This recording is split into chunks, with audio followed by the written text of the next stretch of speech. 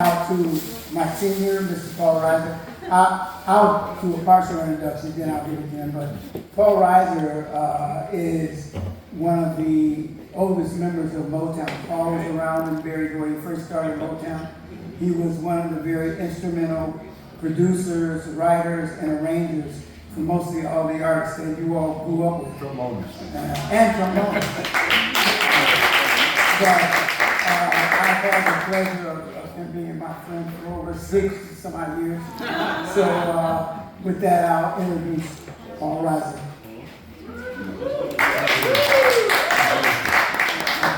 And my name, I'm Miller London. I worked with Motown for 21 years. I started out as a regional sales manager, and after 21 years, I ended up the executive vice president, general manager of the company. I had an incredibly illustrious career.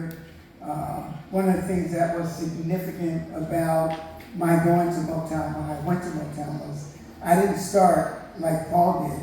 I started in 1969. Paul was already there for 9 years. 61. Oh, wow. So when I started, Barry Gordy had a sales department that was completely white. And in 1969, there was no one that looked like me that worked for any of the other over 200 plus record companies in the marketing and sales division. And Barry Gordy took the same kind of steps he did with his artists in making them presentable to the world and not just one segment of the industry. He hired me as his first African-American sales manager at Motown. What was even more significant about that was that in 1969, there was nobody that looked like me working for any of the other over 200 record labels. So not only did I integrate Motown's sales and marketing team, but the music industry. So that was very significant. He was the first national, the first black promotion man for the nation, in the nation. So it wasn't something that I intended to do when I went to work for Motown because I grew up in the neighborhood. I grew up in the neighborhood of Motown. When I say in the neighborhood, Motown Hitsville was at the end of my block. If you went over to the museum today, and I think you all did, that street that goes right into the museum is called Woodrow Wilson. I lived on the other corner. And if someone had told me when I graduated high school in 1964 that 5 years later I would be working for the record company, I would have told me right in their mind. Because when I got out of high school, every evening I would do my homework and then walk or ride my bike down to the end of the block to see what kind of superstars I would be able to see. So it was needless to say, I went to work for Motown because it was something that I wanted to be a part of. And it was something that I grew up with. So needless to say, all those gold records that you see on the wall, those are gold records that I earned while I was at Motown. And the reason that they're in this building is because BURT'S is my cousin, and he saw the records on my wall, and he says, "What do you do with all those records you had on your wall?" I said, "They're in boxes." When I retired and came home. So now they're up in here to complete the Motown. So he's got approximately 75 or 80 total. Wow. And so that's kind of what my history was with Motown and working with some of the most incredible artists and producers and people at Motown. After I left Motown, I went to work for RCA Records and did some more first at RCA Records. I left there, went back to Los Angeles to work for A&M Records, where I worked with artists like Sting, Janet Jackson, Jimmy Jam and Terry Lewis, Barry White, CeCe Peniston, and on and on and on. And then ultimately, I left the record business and I worked, not the record business, I left the major record labels and I went to work with Ice Cube. That young guy that was a big, huge rapper that now is instrumental in Super 3 basketball. But I helped him develop and start his record label. And then I went to work for a music industry trade publication, where I became president and stayed there for another 20 some odd years. Bought the company from Clear Channel Communications and continued to run that business until I retired 15 years ago, and I came home to Detroit. 14 years ago, when I first came home, my cousin said to me, he says, "What are you doing?" I said, "Nothing, I'm enjoying myself, I'm retired." So he had just lost his general manager for this building, and he told me to come over and help him for a little while till he found someone else new. And so I said, okay, I work 3 hours a week and 3 days a week of those 3 hours. And that was 14 years ago. Wow. And here I still am, and I'm the operations manager here at BURT'S. So it does me proud to have you guys here to just share with Paul and I. And now I've done my thing, so now it's on Paul. Now, of course, Miller's experience is far more extensive than mine. I worked for one company, and that was Motown. For 11 straight years here. I went to grade school in Detroit and graduated Cass Tech High School. Okay? Good old Cass Tech, all right? Let's give it many other great schools, don't get me wrong now, okay? Yeah, like Northwest. Oh, absolutely. Many. But Cass Tech was the school that really got me ready for the marketplace. Little did I know it. I started Motown when I was 17, before I even graduated Cass. I had a call from a friend of mine, Dale Warren, okay, who preceded me at Motown by 1 year. He graduated Cass Tech a year before I did. So they needed a trombone player. I hated R&B music of all things. I was strictly classical and jazz, to tell you the truth, literally, okay? But when I got to Motown, who knows the name Martha Reeves in here? All right? Martha Reeves of the Vandellas, okay? One of the builders of Motown, we can say that, and we mean it, okay? She was a secretary, all right? She had to come from upstairs, come in, sign me in with my trombone, which was as big as I was by that way.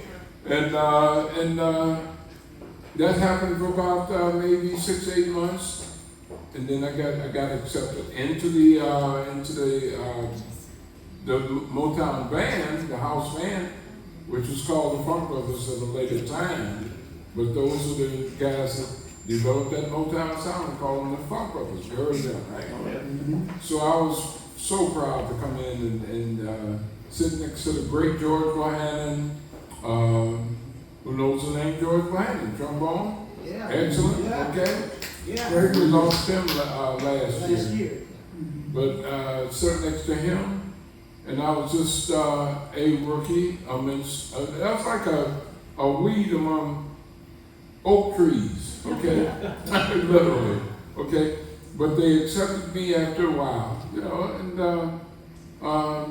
but the Cass Tech, I gotta get back to Cass. Cass really honed me in my skills I was able to hone my skills in music theory, trombone playing. First of all, I was principal trombone there for at least 3 years, okay?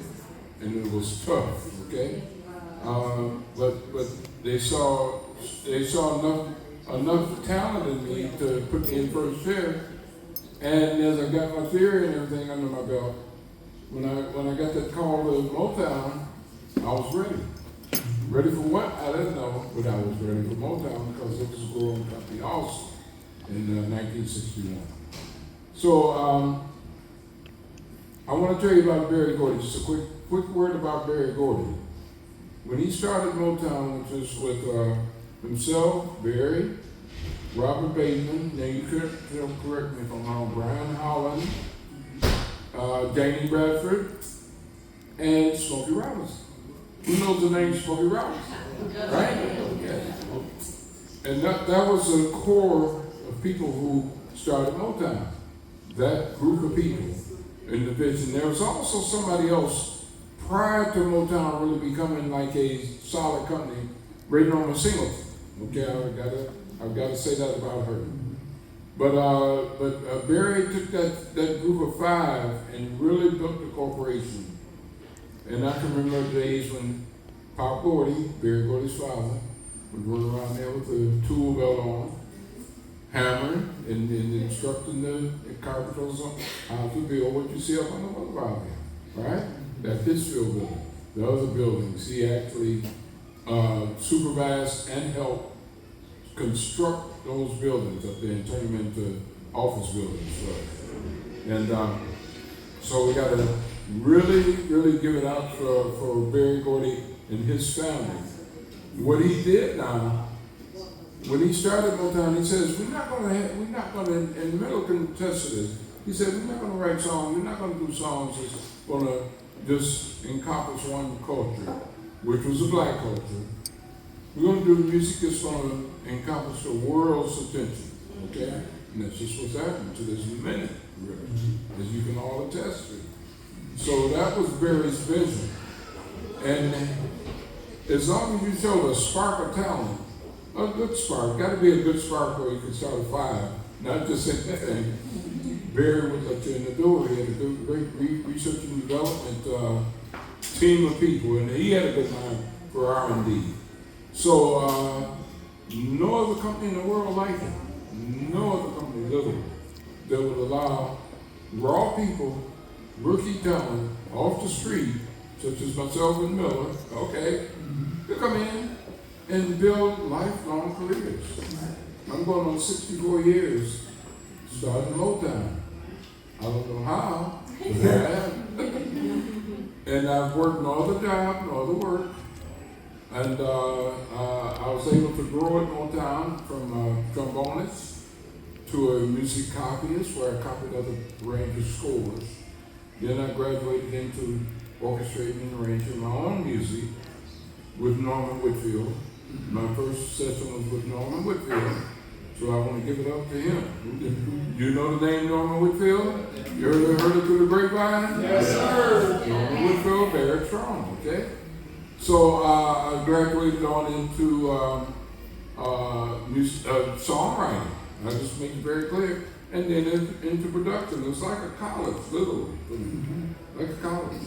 And I have Barry Gordy's vision. I have to say it again.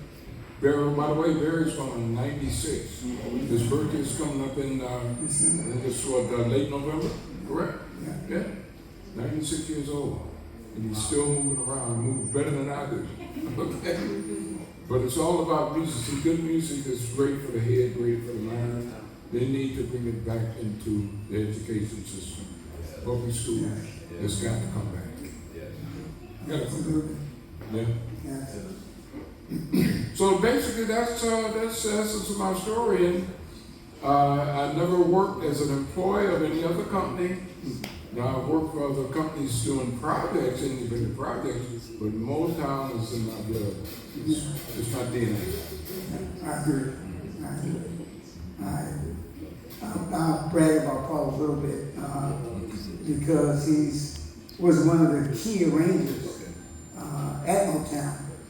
When you talk about the Motown sound, Paul was a big part of what that sound of Young America that they call Motown as an arranger. And a lot of people really don't know what arrangers do, but without the arrangers, you really just got points. You've got to have music to make it a song. And Paul had a lot to do with the arrangements and the sound of what that music sounded like as it came out of his field. So that much I have to brag on him and thank him for being one of those people, because there were a number of them. And he couldn't have said anything truer than the fact that Barry allowed a lot of young people with talent to be able to show their talent and be proud of everything that they did. One of the things I'm envious of, because you won't find my name on any records, but you certainly will find Paul's name on a record. The only way you're going to find my name on a record is if it was a gift because I did a good job. But you know, other than that, you know, Great job. the jobs that we had, more importantly than anything, was working for a record company that appreciated you and what you contributed to the successes of what they did. Working for a company like Motown was truly working for your family. That's true. If you grew up in a family-owned business, it was like that. It didn't matter whether you were a brother, or sister, or a niece, or uncle, or whatever the case may be. If you came in and you got a paycheck, you were family. And for 21 years, I got paid by my family. Yes. Yeah. And it was wonderful. And a lot of people think of Motown as a black company. It was not a black company. It was a people company. It was happened to be a company owned by black people. Okay? It was a people company. Trust me. Yeah. That's why the music is so broad and loved by the masses all over the world. Asian, German, French, South American, you name it, Russian, you name it, okay? Hitler's, I want to say this too. What kept the peace during Hitler's time was great music, I'm going to tell you. Otherwise, we would have had a far worse thing in the world. And music is what brings peace among people now. It's the bond, it's a true bond. It's good music. There is such a thing. Motown music is truly a peace-generating music all over the world. Love and peace. Wanted to echo that. During the Vietnam War, Motown music was the sound of the Vietnam War. Yes. A lot of soldiers bonded. A lot of soldiers got together, particularly being from the States and being in Vietnam and fighting the common war. The music and Motown music was one of the things that kept a lot of those soldiers bonded and even alive. Yes. You know, when you think about it, because I grew up in that era and I heard the stories from friends and family members that went to Vietnam. I fortunately didn't have to go, but at the end of the day, Motown music not only was the sound of young America, but it was also the sound of the Vietnam War. And I mean, there's been movies written about it, so it's an important part of what our culture is as Americans. So I'm proud to have been a part of it. And it also broke down a lot of segregation barriers, okay? Bigotry, Motown music. Where I remember the stories now, I never witnesses, but they said that there were segregated audiences to Motown Entertainment. Like maybe black over here, white over here, black in the balcony, okay? But when Motown music got going, I think it was Smokey, you correct me, Smokey says, you people gotta mix. Come on, you people gotta get out and throw and mix. And they literally got out and mixed, you know. The good music brought them together. True story, yeah. One of the things that Stevie said in his album, Songs in the Key of Life, that music is the sound of America. Yes. It doesn't matter what the music is enjoyed. If you look at our music even today, our country music has mingled with R&B music, that's music integrated with rap music, and now you see the K-pop artists that are doing American music right now. So music has been something that's been a source for us all that we can communicate with and feel comfortable with at any time. Yes. I say we can open up for Q&A if you guys like. You know, Paul's got more stories than I do.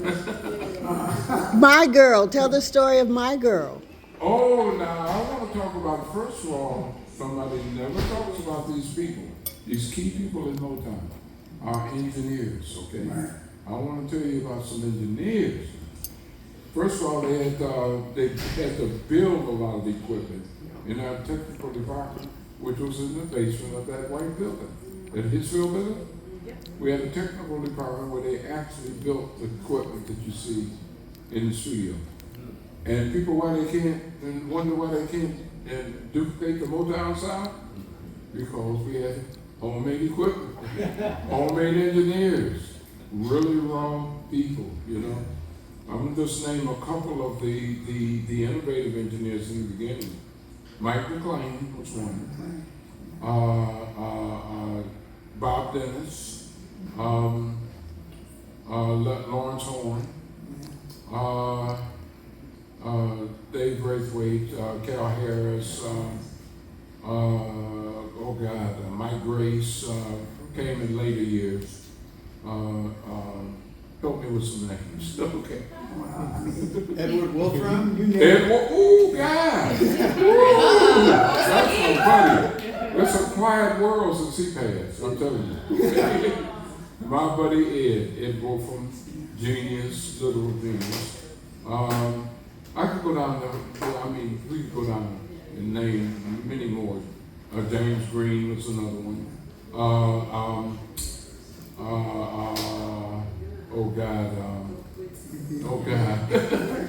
I'm missing one in particular. I see his face. Joe Norris. Joseph Norris was Barry Gordy's personal engineer. Okay? Just genius engineers. The engineering department, they never get a shout out. Okay? It's always the writers, producers, the artists. Now I want to talk about another group. Okay? The musicians. It's a real group of musicians who helped create that sound, along with the engineers, along with the producers. There's no one element that made the Motown sound. It was a potpourri, a menu, a recipe of people coming together once in a lifetime. That's the Motown sound. Arrangers, writers, the songs. Then we had to have people to promote all this product. Okay? Without that in place, you didn't respect all in these major companies all across the country. It was tough. Going to radio stations, getting airplay. It was rough for Motown in the beginning. Believe me. Very rough. It's a once in a lifetime experiment that worked. Is it true at Motown they didn't mop the floors because of the acoustic that came from the floors? Is that true? Oh, no. That's a fairy tale. But that the floors had a lot to do with it, and they wouldn't change the. Well, it's the floor and the walls and the acoustics, so that had a natural Sounds. working, a natural sound. Like the echo chambers, instead of a You lot of guys equipment. were at the museum today, they showed you Yeah. the echo chamber. And what came up there, right. That had a lot to do with the sound. Yes. Can you imagine that little room that you saw today? That they created all that great music? Amazing. Yes. It had a lot to do with the room, but it had a Yes. lot to do with the people that were in that room. Only one place like it in the world. Nothing like it. That's why it hasn't been duplicated. People have thrown millions, literally millions, at trying to duplicate the Motown experience. It'll never happen. It was people at the right time. God put it all together. That's all I can say. Questions? Never again. Let me, I'm going to jump in. I'm Nikki Rochelle. I have a few different connections to Motown history. My godmother, Deborah Stubbs, is Levi Stubbs' daughter Oh, of wow. House. Yeah. Also, one of my dear friends, Ephraim Sykes, originated the role of her father in Motown the musical, and also originated the role and was Tony nominated for David Ruffin and Ain't Too Proud. Written by who? Detroiter Dominique Morisseau from Cass Tech. Okay, and my Susan Lewis also was another one who played the role of Ephraim Sykes played in Motown the musical, Levi Stubbs. So the thing is, as me as a choreographer, dancer, professional actress, and whatnot, Motown has always been, will always be the hub for talent, for That is true. all-encompassing talent, like giving you the promotional aspect giving you the choreography aspect, giving you the PR aspect. It was the one-stop shop for everything. And it's crazy because with Deb being my godmother, it's like I've been around a lot of Motown royalty, and sometimes I almost kind of take it for granted. I hate to say that because I'm always around it, but then it's like when you sit back and you think about it, and I'm like, wow, I was around this person, I was around that person, just to hear those conversations. So I want to ask you all, what was it like during that time when you're really cultivating new artists and how to promote new artists, how to put them out there as new artists, but they're so clean. Like we know there wouldn't be a New Edition without the Temptations. That's true. There wouldn't be any boy band without the Temptations. There wouldn't be any female band, any female group, Destiny's Child, all that without the Supremes. And so what was it like during, I'm gonna ask you all during that time, actually seeing it in real time, putting the puzzle pieces together for all of those groups? Well, you know, being at Motown, it was different because we didn't have a book that you went to the book and you open the book up, and you do A, B, C, D, and then that makes it happen. We were able to have an open mind about whatever it took to get your artist in front of people. I mean, we used to do sock hops for the DJs in the various markets. Our artists would put the artists on the road. They would travel around the country, and they perform in front of various radio stations, both pop radio stations and R&B radio stations. And those artists didn't get paid. That was a part of their promotional tour.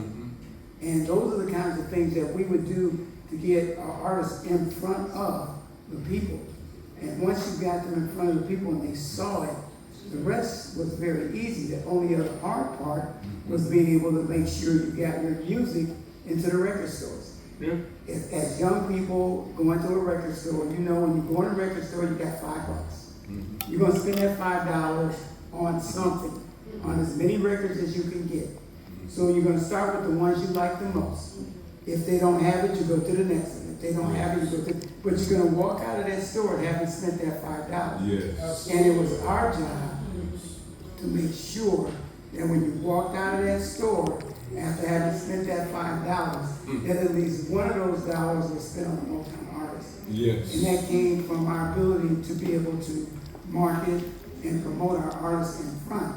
And we had to do a lot of things that some artists didn't have to do because in the early days, we really didn't have television to encompass our artists until a gentleman named Ed Sullivan. Yeah. And when he started to putting the Motown artists on, he saw his audience grow. Yes. So, and they didn't have the Nielsen rating back then. You know, they had to go on word of mouth and what happened after. But we knew that the minute that our artists went on a national television show like Ed Sullivan, that opened up another whole marketing area for our artists. Absolutely. So we were able to get our artists in record stores that they normally wouldn't be able to get into. Because if the people couldn't find it over there, they realized that they could go outside their neighborhood and go to another record store and find that record. Yes. And that was one of the things that we learned early on as, you know, promotion and sales people and marketing people at Motown. And we had no barriers. Barrier didn't say, okay, everything's got to go by the book. Because the book was make it happen. Yes.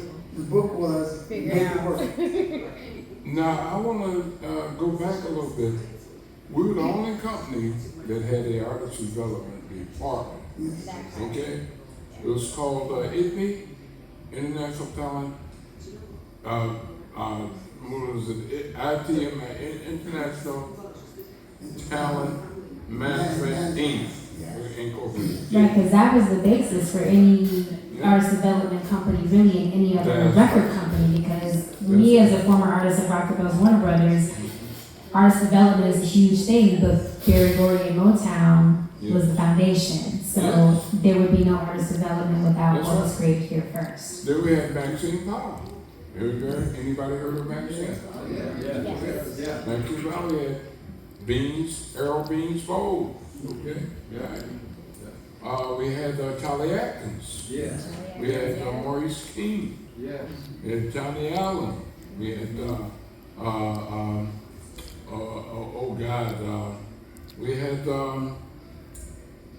we had Jamie Bradford, okay, who was one of the founders of Motown, by the way. Yeah. We had Claudette Robinson. This is charming right to this minute, Claudette. Was she 85 now? And never lost her. I'm not gonna tell you till the But she looks marvelous, okay, at 85, I'm telling you. But Maxine Power, get back to her, Maxine Power says, we got all these rough diamonds in the rough, meaning the artists, right? We want to make them into jewels, polished stones, where people, they can go before kings and queens anywhere in the world, know how to sit, speak, and conduct themselves. No other company in the world does it. And that didn't only, it didn't only resonate with artists, it resonated with the people that worked there. Yes. I mean, every day of the week I wore suit and tie, Yes. as if I was going to a major corporation on New York Wall Street. And that was how we had to travel when we traveled. You had to, if you were going to represent Motown, you had to be at your absolute best, whether you were an artist, an executive, or the mailman. You know, and everybody had to have that kind of respect for themselves. It was truly a company that was built on what it ended up being. There's a lot of class, and people were proud to be part of it. And when you look at the number of people that have come through those doors, you know, particularly in the first 40 years or 50 years of Motown, it was incredible. Everybody that was there felt like they had ownership of the company. It was incredible. And we recorded literally 24/7, something going in that studio all the time. If they weren't recording a song from scratch, it was overdub of vocals, it was engineering mixing, or something, you know, 24/7. Yeah. And what would you say the catalog consists of? How many? 30 or 40,000 masters, maybe? Easily. At least? Easily. Yeah. I mean, that's probably the first 10 years. Yeah. You know, but because there were a lot of music that Motown recorded that was never released. Exactly. And when the company was bought by Universal and Boston Ventures back in the early, late 80s, actually. Yes. A lot of those songs were released. They were called unreleased masters. Yes. And those songs garnered even more music and more, and a lot of money for a lot of recording artists that didn't experience that money when they first wrote those songs. Yes. So the music publishing portion of what Motown is about made a lot of people millionaires. That's the other regret that I have. I never wrote a song. Yes. Well, I never wrote a song that was released. But Motown created more black millionaires than any other company. Yes, absolutely. Little, in fact. Yeah. We have a question, right? I have a comment, and that is we like our friend from the performance that we saw 2 nights ago at Wayne County Community College.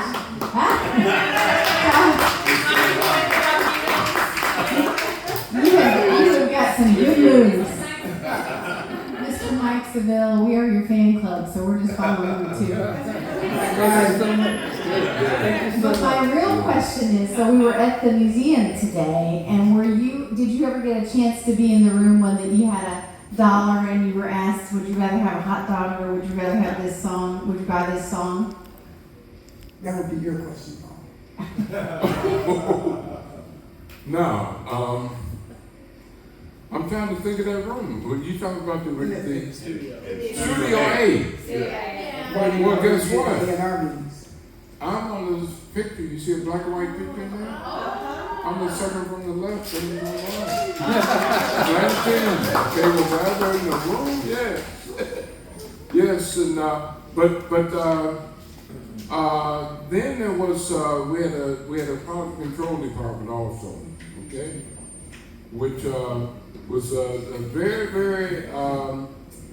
very fair, I say, but intense competition. okay? For the next release on certain artists, whatnot. Yeah.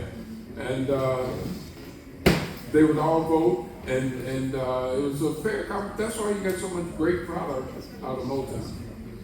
A lot less politics and more actual creative juices is what they allow release to go on. Barry Gordy was a very fair creator of one of the kind company, I could say. He was one of the creators. His vision, he was like the glue for the company, okay? Instead of just counting the bottom line of the bean counters as we call them, right? He was one of the writers, one of the producers, one of the creative people, one of the visionaries, and that's the way that company flourished, like it did.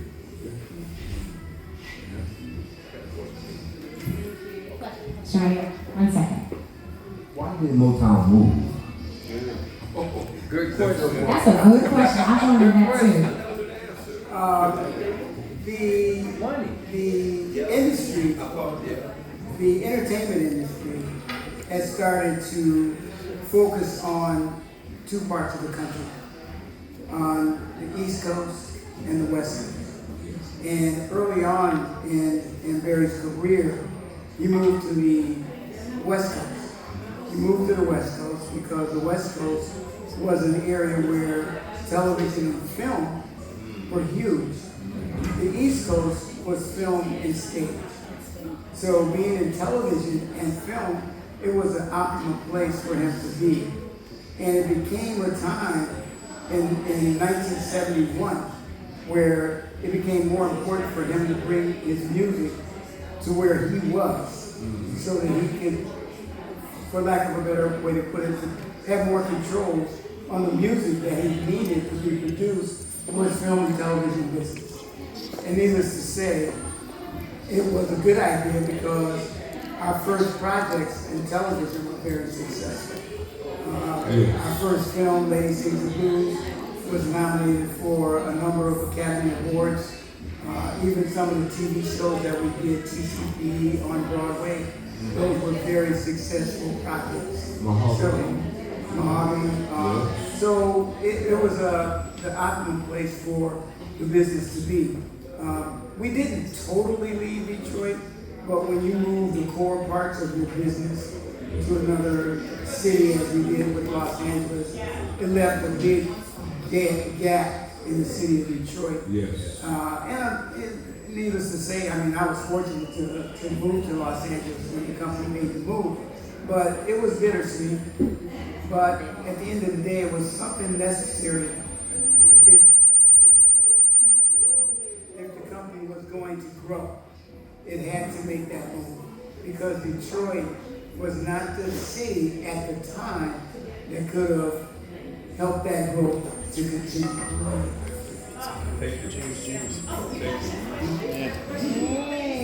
Question behind it? Couple questions, 1 second. I keep asking about my girl. Oh, bless you. Welcome. Thank you. Can you hear? Yes, ma'am. So, in the wake of scandals of P. Diddy and to a lesser extent Jay-Z, do you think there is the possibility of another clean-cut Motown, black-owned people business that can emerge in the future? You know, or have those times gone? I think that people don't focus on a black-owned company. What they focus more on nowadays is a company that has successful artists. They don't focus on who's actually running the company. You know, obviously, you know, what happened to P. Diddy would have happened to him if he had been in the toothpaste business. And I say that because those kinds of people let wealth dictate their abilities to remain humane. And I think that, you know, the music industry today, and because it's become so terrestrial, it's so social media driven, that anybody in here any one of your kids or grandkids can be a record company today. Because you don't have the same restrictions that we had 40 or 50 years ago. So can that happen? Obviously, I believe it can. Will it be something that's identifiable? I don't think so. I think that people will recognize, because there's a ton of record labels out there right now that are owned by African Americans, but they push their artists and not themselves, if you know what I mean. It was unique for Barry Gordy to do what he did in the 60s and 70s and 80s. Today, not so much. So what and who drove Barry Gordon to be who he was, and what was his major gift that he had? I think what drove Barry, and he'll tell you this himself, was that he wanted to get paid better. And the only way to get paid better is to pay himself. So because he wrote all these great songs for, Jackie Wilson. And Jackie Wilson made a lot of money touring, but the only one who made the real money was the record label owners. Because they paid them 2 cents a record or something ridiculous, right? And so when you look at an artist that sells 500,000 units and the artist makes $250, and so the obvious thing is to go and try and start your own company. And what he did was he started his own company, and he found those talented, creative people like Paul and Smokey and the Four Tops and the Temptations and Diana Ross and the Supreme. He knew that that would earn him money. But the one thing that he did do was that he paid the artists better. Did they get paid the best? No, but they certainly got paid better than they got paid at so many other record companies, which made him unique at the time. Now, Barry's first royalty check was under $5, right? $3.17. And then after that, he said something wrong. $3.17. $3.17. Yes. For a royalty check. Yes. Well, if you look at the business today, recording artists don't make a lot of money on record sales. Where they make money today because of streaming is through touring, through branding themselves, and through film, television, and public appearances. All these things, because the artists today, and I still mentor and talk to a lot of young people in the business, is I tell them, brand yourself, because that's what's going to ultimately be what earns you the big dollars that you need. The streaming, you got to have 2 billion streams. Yeah, streaming is different than originally getting a recording contract back in the day. It completely changes the whole entire playing field. I think there's another part of the program. I think we're being called. We're 5 minutes. Okay, go ahead. Back to my question. Sure. What I saw through the Motown house was actually what underpinned the business model was family values and discipline. Yes. Which came from the cultural subtext of the black families that were building those businesses. Absolutely. And unless we have that in our artists in the future, I can't see a new Motown emerging. Something different might emerge, but something is clean cut and I would say pure. I would just say ethically grounded.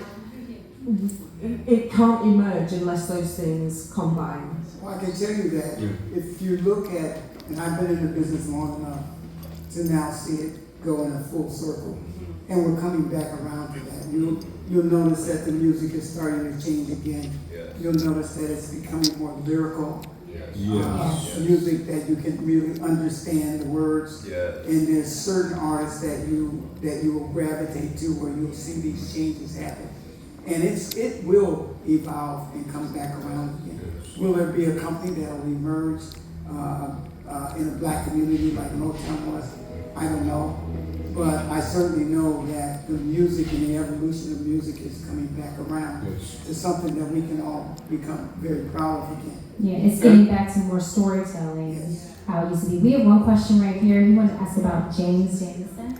Very, very quickly, gentlemen, it's such a treat to hear from you and the hundreds of people that went into making all these songs that are part of our lives. I want to ask about one of my musical heroes, the bass guitarist James Jameson. Ooh. And I wonder if you could, you know, and the Funk Brothers in general, but particularly James, and the way he changed the way we approach the bass. So can you tell us about James Jameson and his impact on Motown? Well, first of all, he's classically trained Yes, musician, yes. number one. He's a cellist, okay? That's where he gets the lyrical lines, the melodic lines on the bass, okay? Plays with one finger. Not like this, you know. No popping string. Every note was like a jewel, you know, right? And his idea is he listened to melody, he listened to other musicians around him. He always made his part fit. Not to be outstanding, but to be confident within the song, you know. And he just made a difference, and he affected every bass player to this day. Amen. That's right. That's right. Now, can we talk about something else in closing, if you mind? My girl. Thank Would you. you like to talk about my girl? Thank you. So I've been asking. Right now, go for it. My girl, first of all, it was a good song prior to Otis and the Temptations getting on it. Smokey never writes a bad song. Great song, okay? But they felt like something was missing. They had rhythm, they had horns, they had the Temptations on it. They had a pretty good rough mix of it, but they kept saying something was missing. Something missing. That bass line. And so they seeked me out, okay, being a string writer and whatnot, classical background and whatnot, symphonic, worked with the DSO constantly. So they said, well, just take it and see what you can do, okay? And took it and did something, and that song is probably the most streamed song in the R&B genre. We're going on 3 billion streams, I think, right now. I don't think I've ever told you this, but I think it's probably one of the best arranged songs in the catalog for Motown. Yes. It's also my absolute very favorite song of all of my Motown catalog. Is the song "My Girl" by the Temptations. It is a national anthem for Motown. It's Motown. In other words, we never know where it's going to end up as long as we do our best. Yes. So last thing, in the world of being Insta-famous, social media, one thing I always teach my dancers and my artists, like case in point right now, I have Darius right now who's on tour, Janet, Trinity and Joya who are from here, Beyonce, Cowboy Carter, and Trinity was on Renaissance as well too, Duane who's on Wicked, and Mariah who's on Shakira. One thing that I always instill in my artists, my dance artists, is that be a purist. Yes, social media is a great thing, content creation is a great thing, but when you take it back to the days of Motown, that's the foundation. What would you give as concrete information to someone trying to, and even artists in the industry right now, what would you give them as far as how to have longevity in the industry? Because one hit wonder is one thing, but longevity is a completely different conversation. Thank you. I deal with a lot of young people still. Once a year I go, twice a year I go to seminars, and I deal with young people that are looking to be the next superstar. And I have one piece of advice for them, and that is that don't let anyone steal your dreams, and don't give up on your dreams. And that's the only advice that I would give anybody. And I will have to say that we have to give back. Yes. As our gifts are given to us. Everybody has spiritual gifts. Sometimes people don't know what their gift is. We have to help the young people realize their gifts. And this is what Barry Gordy did. So graciously give what was so graciously given to you. That's an amazing way to end this segment. I'm going to hand it over to Tony Wilson. All right, so give these gentlemen a round of applause, please. Motown, you did it.